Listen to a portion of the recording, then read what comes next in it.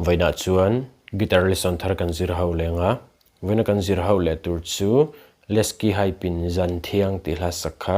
guitar perna kan zir ho helai standard ta chon F sharp pin la a kepo hi 6 freta karon vo hian C in kan la thai chia asanga F minor hi te point kan hmet theya ti hian hetlai jong jong bar lawin an hnoi pathum chi barang o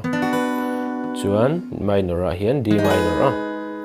tiang kan strumang down down up down up down down down up ti kha chord khata vai khat zel ko lang o down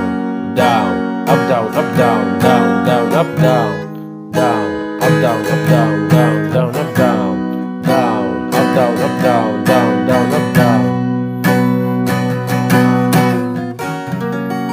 ti kha da hlapum pui chu kan strum chuak leng a hlan an karon play mil lenga uluk devin lo ngai thlale don ne